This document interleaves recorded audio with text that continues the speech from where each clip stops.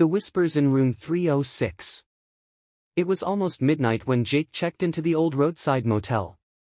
He had been driving for hours and needed rest before continuing his journey. The receptionist, an elderly woman with tired eyes, hesitated before handing him the key. "Room 306, she said quietly, her voice laced with something that felt like warning. Jake didn't care. He was exhausted.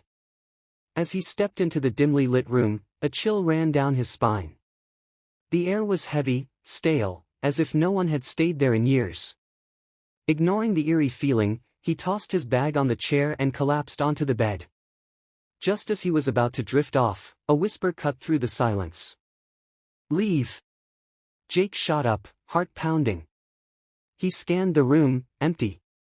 It must have been his imagination. He shook his head and lay back down. But then, he heard it again. "Get out." This time, the voice was closer. It came from the closet. Jake's breath hitched. Slowly, he reached for his phone and turned on the flashlight. The closet door was slightly open. He hadn't noticed before. Summoning courage, he crept toward it. The wooden door creaked as he pulled it open. The closet was empty, except for deep scratches on the walls, as if something had tried to claw its way out. A chill ran down his spine.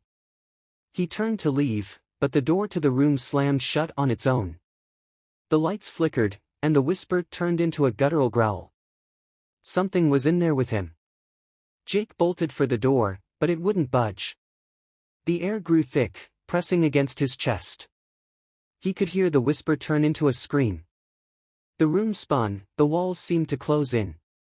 Then, silence. The door clicked open.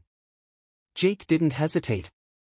He grabbed his keys and ran out of the room, never looking back. As he reached his car, he glanced up at the motel. The light in room 306 was off. But in the window, he saw a dark figure staring down at him, whispering words he could no longer hear.